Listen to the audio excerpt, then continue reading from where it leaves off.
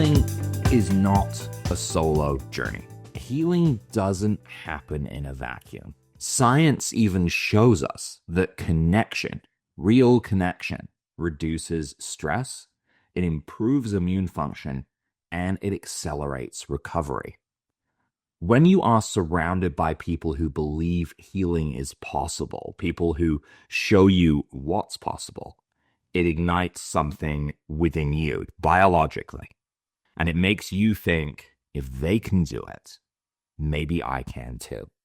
And I think that is why community is such a vital part of the healing journey. Healing doesn't stop with you, okay? When you reclaim your health, you become a living example to other people. Maybe your spouse notices you're smiling again. Maybe a coworker sees that you've got energy to engage in life again. Maybe your child says, wow, Mom, you're playing with me like you used to. That's the ripple effect, right? Healing radiates outward. Let's give an example here. A patient once told me that after beginning microcurrent therapy and finally feeling relief from chronic pain, she started sharing her story in a local support group. And one by one, other people wanted to learn more. Before long, that one person's healing journey had inspired a circle of people to take control of their health. Before we launched Pain Free for Life, when we were still working in this field, we relied on this sort of kind of interaction. This was how people found out about microcurrent. It wasn't because we were online, having an online presence. It was because a person would experience healing and they would allow their entire circle around them to hear of this healing too. And one by one, people took up the power of microcurrent therapy and are able to begin using it to heal the body and heal others around them too. It's kind of like tossing a stone into a pond, right? The ripples spread far beyond that initial splash. This is why, to me, the Pain Free for Life community matters so much. And you guys have driven what we do here at Pain Free for Life for years now. It's not about comparing journeys. I think that's important. It's not about one person having all the answers. The amount of times I say that you're all individuals, you all have individual needs and hopes and dreams, and we all need to treat you like individuals too, is crazy. I say this in so many different videos and trainings, that you are an individual. Your health is an individual. Your fibromyalgia is not the same as this person's fibromyalgia or the other person's.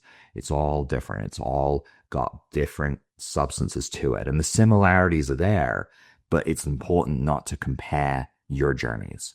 If one person recovers in a week, just because you don't doesn't mean that you can't recover at all. Healing is about shared strength, right?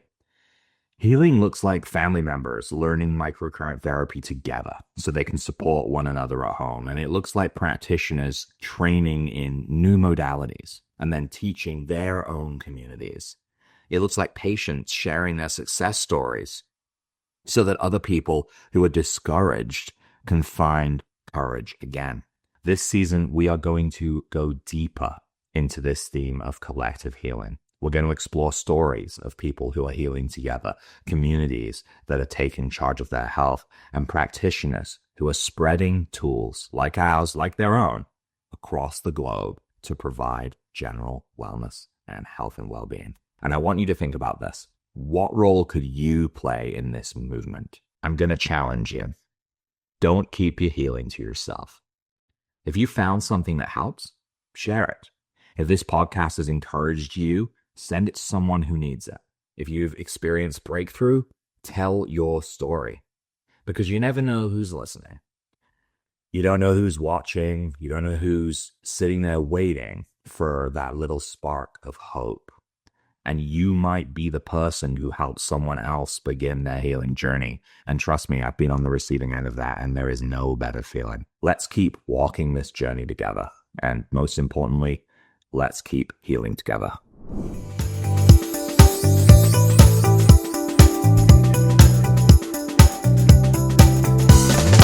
The first question that comes in today is, how do we use the eSTEM programs. Now, for those of you who don't know, the eSIM programs are in our Pinnacle model. So these are called eSIM T1, T2, T3, and T4.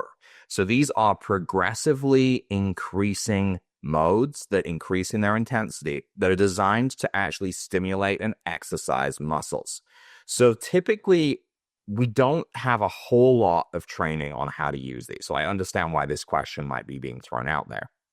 But typically, in order to use these, you need to isolate the area that you're looking to treat. So first and foremost, let's say, for example, you are looking to treat the muscles on your arm. So you're usually going to isolate that area. And for those of you that are just listening, you won't see me kind of gesturing to my arm here, but you're going to isolate where the muscle groups end and where they begin. So what you're going to do is you're going to have to use conductive pads. Well, we typically don't recommend using conductive pads, although we offer them with our kits. We usually do not believe that they have as much value as moving with one of our other electrodes like the Y electrode.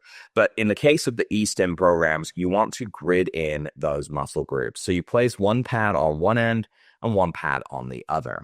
And what you're going to do, and this could, I guess, easily be done through the bicep area here. You could show placing one on either side. It'd be pretty close proximity. Then you're going to place the pads on. You're going to adjust the power on eSIM T1 to a comfortable level. And I say comfortable with a little bit of precaution here because these muscle programs, they're not senseless. You are going to feel the muscles moving in your body, twitching essentially as they are being stimulated by the electricity. So you can expect that there could be some level of discomfort, but it shouldn't be like painful or anything like that. Now you're going to run this for anywhere from 3 to 20 minutes, depending on how hard of a workout you're looking to get. And this is really useful for atrophy, or preventing atrophy more than anything else. But you're going to run this essentially out on this muscle group, and you're going to allow the intense frequencies to move through.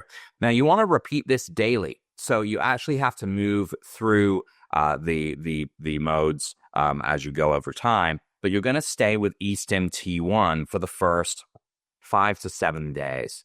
And this is because you're going to build up a tolerance to this mode. At this point, once you pass about 7 days, you want to switch to eSIM T2. There's tier 2, right? The T is for tier. And you're going to repeat the same process. But you're going to find this program more intense. If this one causes you too much discomfort, if it is too intense, you back down to eSIM T1 and you do another few days of that before trying T2 again. The goal is to eventually get from eSIM T1 all the way up to eSIM T4 and have eSIM T4 not be causing you any discomfort at all. If you're just looking to prevent atrophy from immobility due to post-surgical, then you could just stick with eSIM T1. But if you're looking to actually build and strengthen the muscle groups, then you need to be increasing that intensity and get to that point where you're at that eSIM T4. Trust me, if you've seen any of the old videos where I actually went through this on camera with my dad, Dr. Hashe, you can see the intense. It can be tiring afterwards. You might not feel it during the stimulation, but post-treatment, you might feel that your arm feels like you've just had a hard workout or whatever you're treating. So that's how you use the eSIM programs. And these are technically a different category of microcurrent, right? They're in that muscle stim category. So they can be considered cosmetic as well, depending on what industry you're in. But for the most part, we use them from their medical benefits.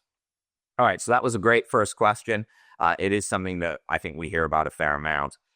The next question we have is, how do you use the eye and face mask with the Evolution, or really with any of these devices specifically? So, okay, first and foremost, let's talk about the Easy Lift device, because this is the one you might be thinking about cosmetically. I have here my Easy Lift with photodynamics, which is unfortunately discontinued. It has the lights built into it as well, but it's otherwise functionally the same as the Easy Lift. So with the Easy Lift, what you're looking to do is you're going to be using the stimulate modes. Now, you'll see on there are 4 modes on the front. There's face stimulate, there's face smooth, eye stimulate, and eye smooth.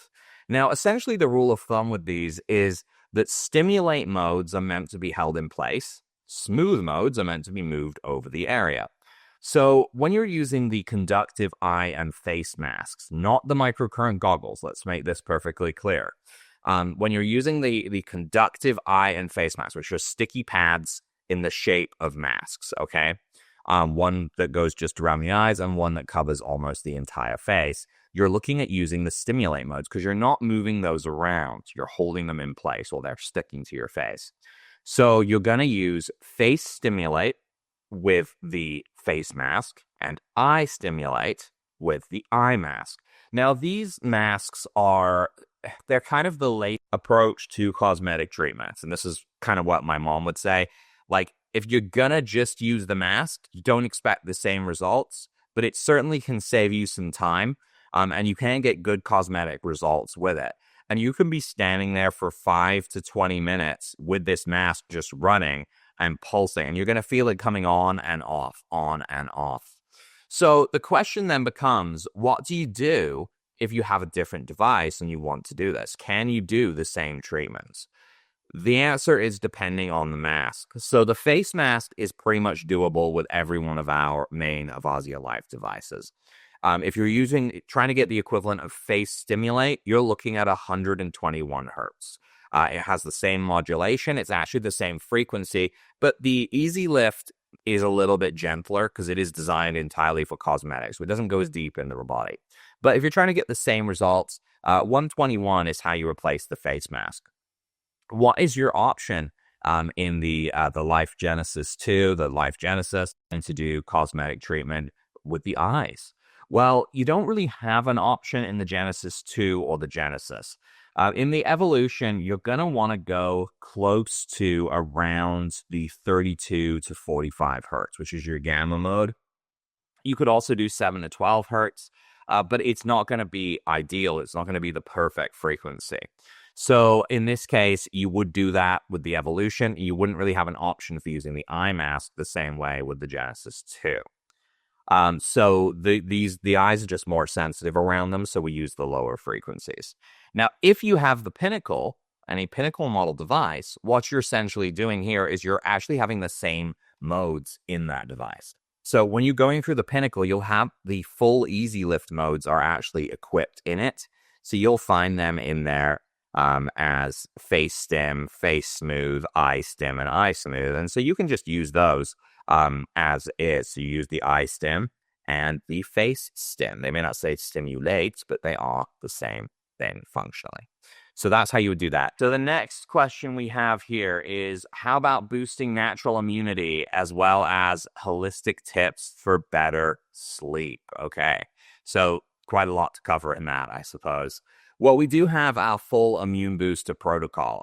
This one is a long one to try and cover in a podcast, but we do have multiple videos on it. And essentially, you're looking to stimulate the long bones to trigger white blood cell production out of stem cells.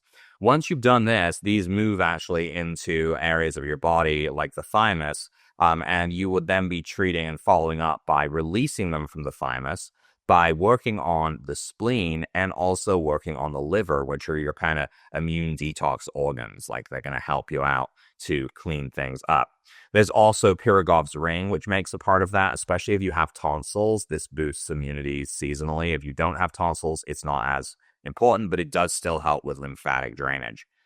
So these are all good ways to boost immunity. Mitochondrial recharge can be a good way. Drinking frequency water with blue stimulation can be a great way of doing that too.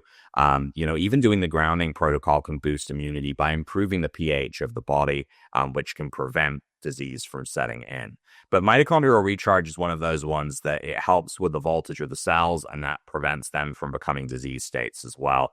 Though I feel like this question is leading a little bit more towards seasonal immunity. But those will be the ways to boost that. Follow the immune booster protocol. You ask for holistic tips for better sleep. One of the things that I find most people don't have is they don't have a conducive, good sleep environment. So this comes to a few different things. First off, EMF exposure.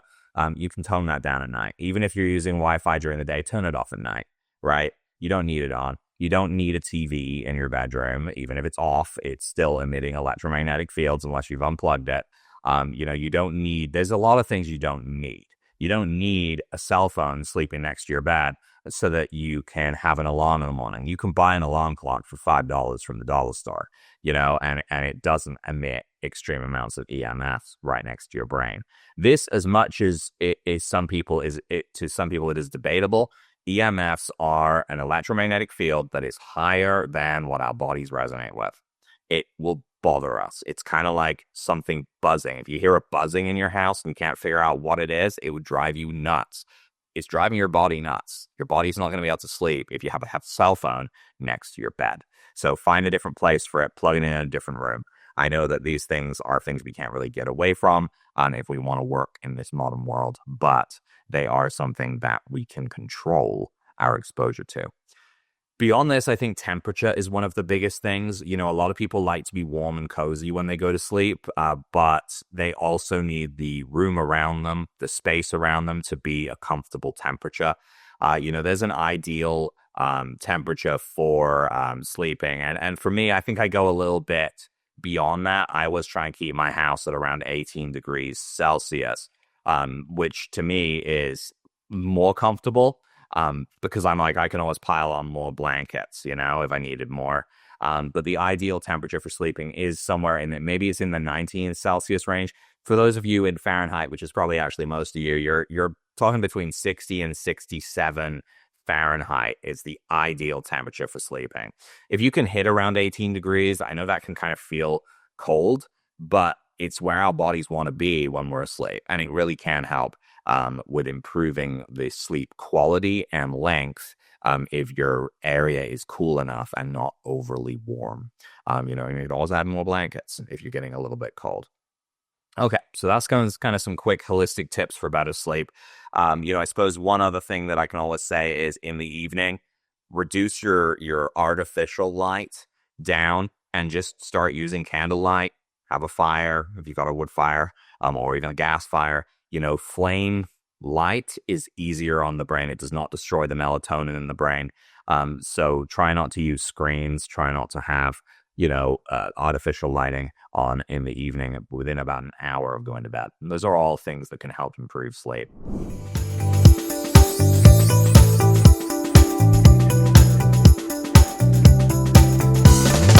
We're taking a closer look inside one of my favorite tools in microcurrent therapy, our Avazzia Blue device.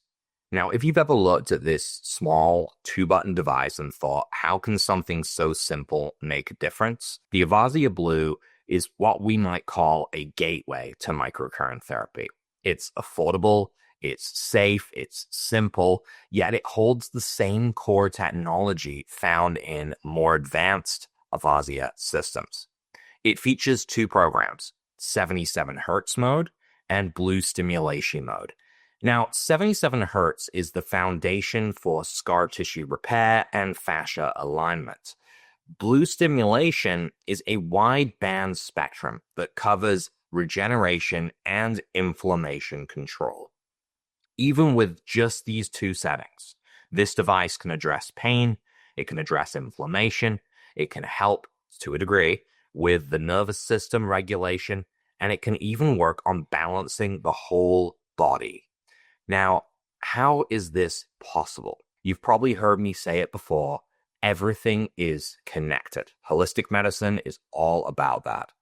Connection happens through fascia. This is the thin, elastic tissue that surrounds every organ, every nerve, every muscle in the body. That is where this connection is. It isn't just structural, though. It's electrical. It's built from collagen fibers and water, both of which conduct current. That means your fascia acts like an electrical highway. It carries messages and energy throughout the body. When fascia is hydrated and flexible, current flows freely. Cells communicate, organs stay in sync, and your immune and nervous systems can self-regulate beautifully. But when fascia becomes restricted, whether that is from injury, dehydration, inflammation, or emotional stress, that conductivity lessens and in some cases go away. The tissues tighten, right? Movement becomes painful, and then the flow of bioelectric communication begins to falter. You got to think of it like a dimmer switch being turned down. The light's still there, but the signal is weak. This is where microcurrent makes such a difference. When you apply the Avazzia Blue, those gentle electrical pulses re-energize the fascial network. The current literally helps realign collagen fibers. This will enable the collagen to be rehydrated. Water can now get in, and it can restore conductivity. Now, it's not forceful, it's cooperative. You're not pushing the body, you're reminding it how to flow. This is why I will describe microcurrent so often as natural medicine, even though we're talking a man-made machine. Clients will often describe a sense of warmth or release after a few minutes. That is energy returning to areas that were electrically silent. So when we say microcurrent unblocks the body, what we really mean is it reconnects the fascia. And once that happens, everything can start to heal. Now, let's talk about the one thing that can block that beautiful flow more than anything: scar tissue. Every scar, whether it's from surgery, injury, a piercing, childbirth, dental work, all of this changes how energy moves and shifts as it goes throughout the body. On the surface, scars look harmless, but internally the collagen is twisted and dehydrated, which makes scar tissue non-conductive. In healthy fascia, electrical signals pass easily. It's like a smooth copper wire.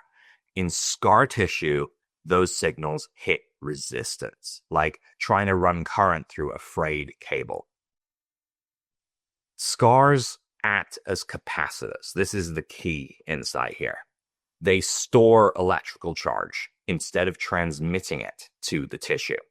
That stored energy creates local stagnation. This can, over time, and it can take years, disrupt organ function. It can disrupt meridian flow and even emotional regulation. I've seen patients with back pain that has been traced back to an old C-section scar, others with migraines linked to dental extraction sites. Because remember, the body is a connected circuit. When one part shorts out, the whole grid suffers. But the good news is that microcurrent, specifically at 77 hertz, can re-educate that tissue. This frequency helps collagen fibers untwist. It helps them reabsorb water, and therefore they regain their electrical function. In essence, the scars cease to act like a wall, and they become a bridge again. And when that communication is restored, pain patterns that seemed permanent can finally dissolve. So as a rule for practitioners, as a rule for home users, anyone looking to use microcurrent therapy, before you address pain directly, always treat the scars. You'll often find that unlocking one old injury, even if it dates back to childhood and someone's in their 60s, 70s, 80s, 90s, it doesn't matter.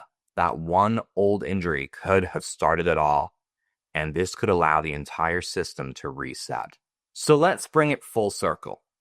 The Avazzia Blue may look like a very simple device, but it's representing decades of microcurrent innovation.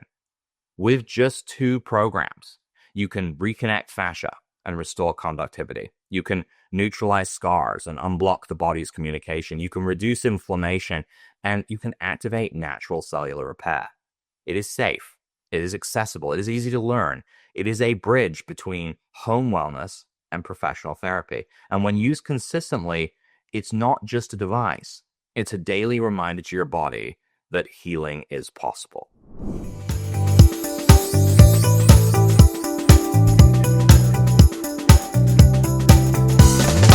My journey started in college.